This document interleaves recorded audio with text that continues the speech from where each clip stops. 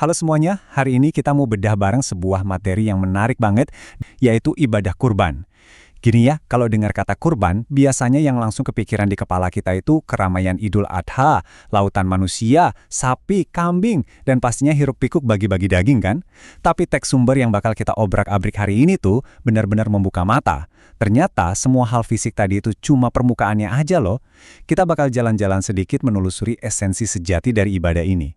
Kalau selama ini Anda mikir kurban itu sekedar rutinitas tahunan atau kewajiban sosial biasa, siap-siap aja. Materi hari ini bakal ngebuka satu perspektif spiritual yang luar biasa kaya dan mungkin belum pernah Anda sadari sebelumnya. Nah, sebelum kita ngobrol lebih jauh, coba deh kita diam sebentar dan tanya ke diri sendiri. Apa sih tujuan sebenarnya dari sebuah pengorbanan itu? Apakah kurban ini murni cuma ritual potong hewan peliharaan? Kayak tradisi otomatis yang kita jalanin gitu aja setiap tahun? Atau ada makna super besar yang nggak kelihatan secara kasat mata? Kita gampang banget terjebak sama hal-hal teknis perayaan, tapi teks ini dengan berani menantang kebiasaan kita itu.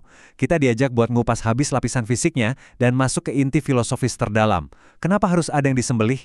Kenapa kita harus ngerilain sesuatu yang berharga? Yuk kita cari tahu. Oke, kita masuk ke pilar yang pertama, esensi utama ibadah kurban. Ini adalah fondasi spiritualnya. Mari kita bedah satu istilah bahasa Arab yang benar-benar jadi napas dari seluruh ibadah ini, yaitu takarrub. Secara harfiah, takarrub itu artinya upaya sadar dan aktif untuk mendekatkan diri kepada Allah Subhanahu wa Ta'ala. Menurut saya konsep ini tuh krusial banget. Kenapa? Ya karena di tengah sibuknya hidup zaman sekarang, kerjaan, cicilan, kita sering banget merasa jauh atau terasing dari Sang Pencipta kan? Takarrub ini bukan cuma anjuran santai, ini adalah perintah utama. Setiap langkah di ritual ini, mulai dari niat murni di dalam hati, nabung nyisihin uang hasil keringat sendiri, milih hewan yang paling bagus, sampai akhirnya disembelih, semuanya bermuara ke satu titik ini. Intinya, ini soal kita, sebagai manusia biasa yang berusaha keras memangkas jarak dengan Tuhan lewat sebuah pengorbanan yang tulus. Lanjut ke bagian kedua, sejarah dan ketaatan mutlak, sebuah pondasi dari hubungan vertikal kita. Nah, teks ini kemudian menyoroti ayat dari surah Al-Hajj ayat 37 yang menurut saya mind-blowing banget. Kalau kita lihat sejarah, dulu banyak loh peradaban kuno yang mikir bahwa Tuhan itu butuh persembahan fisik, seolah-olah dewa mereka beneran makan atau menikmati persembahan di altar. Tapi, ayat ini langsung mematahkan dogma kuno tersebut mentah-mentah. Al-Quran mempertegas apa yang sebenarnya diterima oleh Sang Pencipta. Tuhan itu nggak butuh dagingnya, sama sekali. Nggak peduli seberapa mahal sapinya, dan jelas bukan darah yang mengalir ke tanah itu yang dia cari. Yang diterima itu sesuatu yang sepenuhnya abstrak, yang ada di dalam diri kita. Coba bayangin kontrasnya. Daging dan darah itu benda fisikan. Mereka fana, bisa busuk dan akhirnya bakal hilang. Tapi ketakwaan dan pengabdian yang ada di dalam hati kita, itu abadi. Itulah yang bisa nembus batas fisik sampai ke hadirat Tuhan.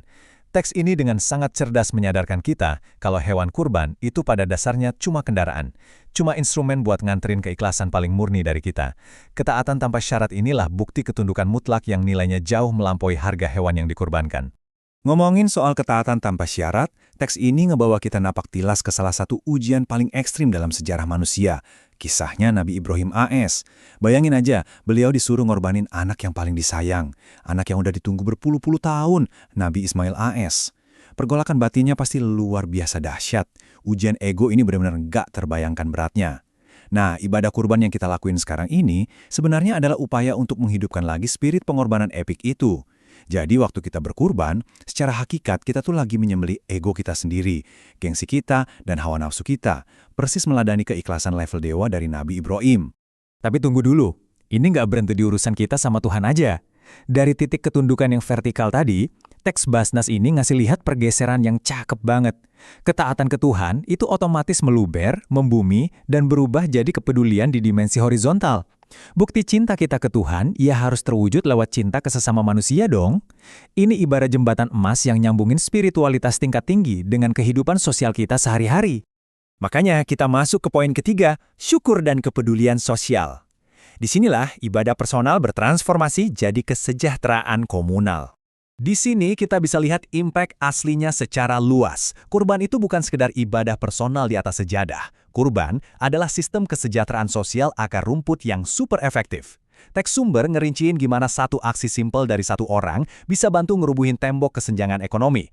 Mulai dari ngebagiin daging kualitas premium ke fakir miskin yang mungkin sepanjang tahun boro-boro makan daging, nyium baunya aja jarang. Proses ini bikin jaring pengamanan sosial kita aktif lagi, merekatkan persaudaraan antar warga, dan yang paling bikin merinding, memastikan kalau pas hari raya, kebahagiaan itu bukan cuma milik orang kaya. Semua orang berak senyum, makan enak, dan ngerayain Idul Adha bareng-bareng. Dan sampailah kita di pilar terakhir, mensucikan harta dan jiwa, sebuah proses detoksifikasi spiritual. Teks Basnas ini ngasih satu insight lagi yang benar-benar nampar sifat dasar manusia. Mereka ngebandingin ibadah kurban ini dengan zakat. Dua-duanya adalah instrumen pembersih jiwa. Jujur aja ya, kita manusia ini kan gampang banget kena racun dunia. Kita suka numpuk harta, kadang pelit, dan gampang silau sama duit. Harta yang numpuk itu pelang-pelang bisa jadi rantai yang mengekang kebebasan jiwa kita. Nah, kurban ini fungsinya persis kayak detox.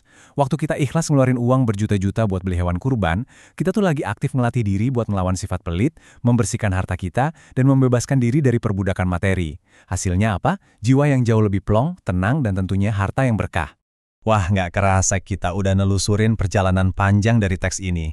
Mulai dari ngejar takarub, buat merapat ke Sang Pencipta, napak tilas ketaatan absolut Nabi Ibrahim, melihat efek domino sosial yang luar biasa nyata, sampai akhirnya ngebongkar proses detox buat menyucikan harta dan jiwa kita sendiri. Dari semua lapisan ini, jelas banget ya, kalau esensi kurban itu jauh melampaui sekedar punya duit buat beli kambing atau sapi.